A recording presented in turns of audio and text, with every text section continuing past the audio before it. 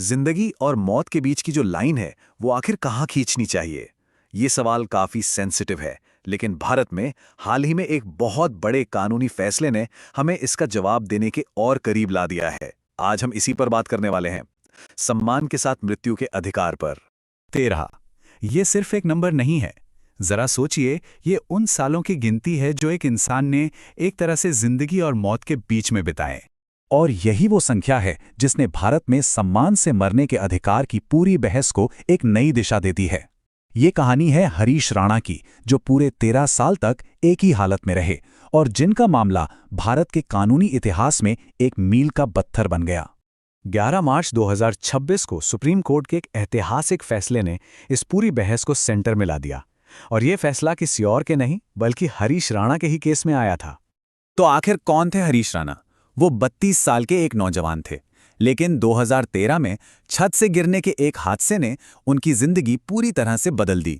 वो permanent vegetative state में चले गए, मतलब एक ऐसी हालत जहां दिमाग लगभग काम करना बंद कर देता है और जहां से ठीक होने की कोई उम्मीद बाकी नहीं रहती।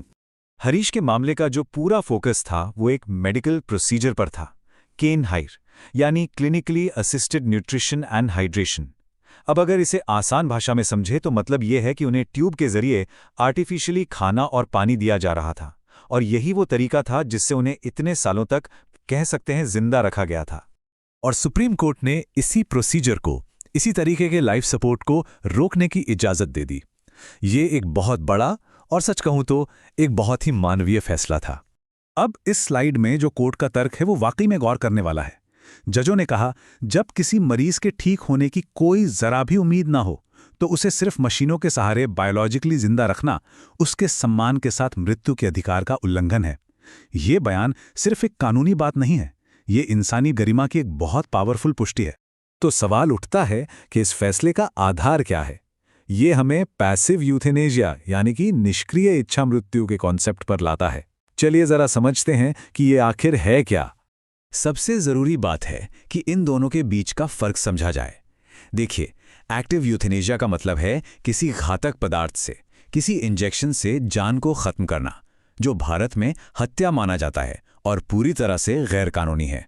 वहीं दूसरी तरफ पैसिव यूथेनेशिया में जान ली नहीं जाती, बल्कि जो लाइफ सपोर्ट ट्रीटमेंट चल रहा है, जैसे वेंटिलेटर या फीडिंग ट्यूब, उसे हटा लिया जाता है जिससे मौत अपने नेचुरल तरीके से हो सके।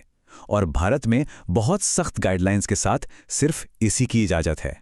भारत में इस अधिकार को कानूनी मान्यता मिलने का सफर एक दिन में पूरा नहीं हुआ। ये एक बहुत लंबा और काफी जटिल कानूनी सफर रहा है।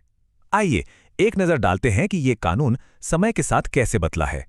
देखिए, इसकी शुरुआत हुई 2011 के अरुणा शानबाग केस से, जहां सुप्रीम कोर्ट ने पहली बार पैसिव यूथेनेशिया के सिद्धांत को माना। फिर आया 2018 का ऐतिहासिक कॉमन कॉज जजमेंट। इसमें गरिमा के साथ मरने के अधिकार को आर्टिकल 21 के तहत एक फंडामेंटल राइट यानी मौलिक अधिकार घोषित किया गया, और यहीं पर लिविंग विल्स को भी कानूनी मान्यता मिली। और फिर हाल ही में 2023 में इस लिविंग विल को बनाने के जो मुश्किल प्रोसीजर थे, उन्हें मरीजों और परिवारों के लिए थोड़ा आसान बनाया गया।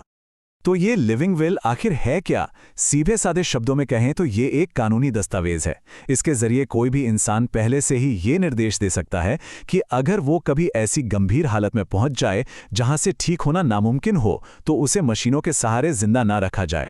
अब सवाल ये उठता है कि जब ये अधिकार 2018 से ही मौजूद हैं, तो फिर हरीश राणा का ये 2026 वाला फैसला इतना खास क्यों है? क्या अलग है इसमें? इसके 3 मुख्य कारण हैं जो इसे बहुत अहम बनाते हैं।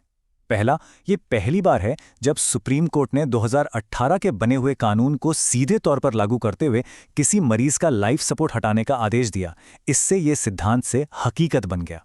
दूसरा, ये फैसला गरिमा के साथ मरने के अधिकार को सिर्फ कानून की किताबों से निकालकर एक असलियत में बदलता है, जिससे आगे आने वाले मामलों के लिए एक ठोस रास्ता बनता है। और तीसरा, कोर्ट ने सरकार से इस संवेदनशील मुद्दे पर एक पूरा कानून बनाने को कहा है, ताकि भविष्य में परिवारों और डॉक्टरों को सिर्फ अदालती गाइडलाइंस के भरोसे न रहना पड़े। तो ये फैसला हमें भविष्य के एक बहुत बड़े और जरूरी सवाल पर लाकर खड़ा कर देता है। क्या सम्मान के साथ मृत्यु के अधिकार को पूरी तरह से एक कानून के दायरे में लाना चाहिए, या फिर इसे केस दर केस अदालतों के विवेक पर ही छोड़ देना बेहतर है? ये एक ऐसा सवाल है जिसका जवाब आने वाले समय में हमारे समाज को और हमारे कानून बनाने वालों को दोनों को मिलकर खोजना होगा।